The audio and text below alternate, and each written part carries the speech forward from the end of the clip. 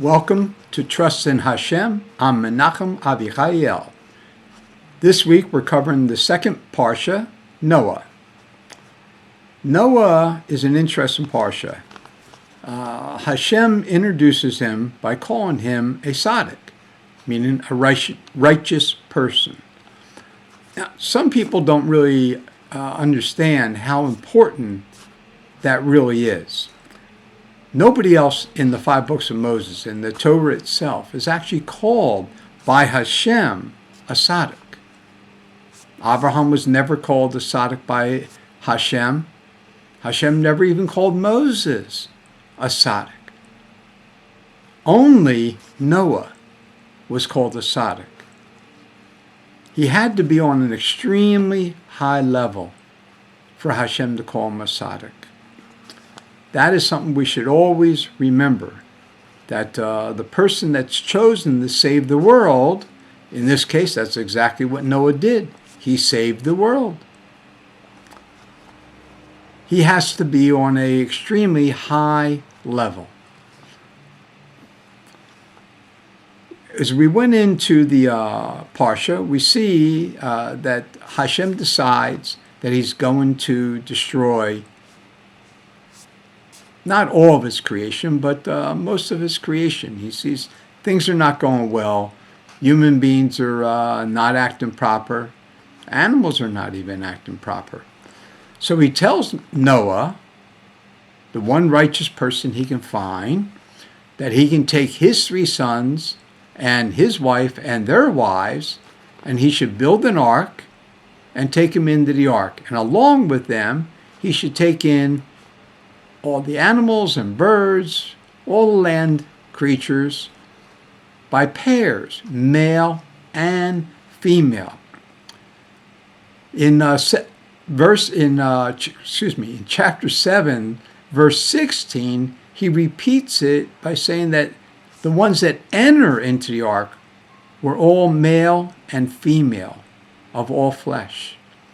Hashem is trying to make sure that the reader of the Torah, the person who is supposed to be trying to learn how to walk on the path of Hashem in his ways, understands that his purpose for both men, women, animals, birds, is to meet a mate and to multiply, have children, or have baby animals, have baby birds.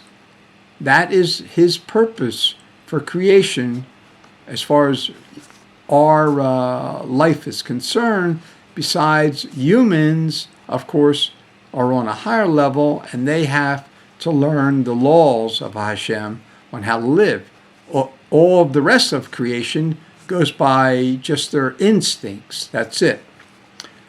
But then in chapter 8, the very first verse, Hashem says to us that in the 600th year, and the first year, in the first month,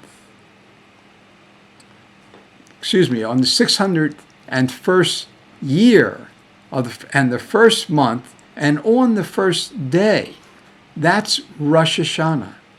In the Jewish holidays, it's Rosh Hashanah, which is generally considered the birth of creation.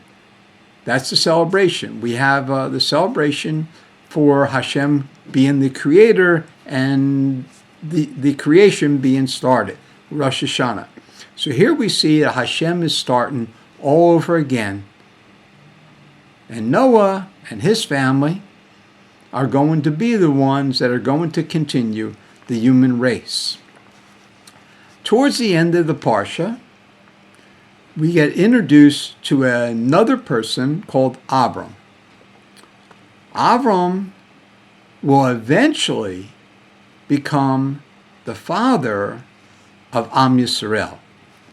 From this moment on, after this Parsha, the Torah will be dedicated to explaining who Am Yisrael is, who they're supposed to be, what they're supposed to be doing. It will also talk about the other families that are part of the children of the three sons of Noah. The next Parsha will begin that journey. Thank you. Have a good Shabbos. Shabbat Shalom.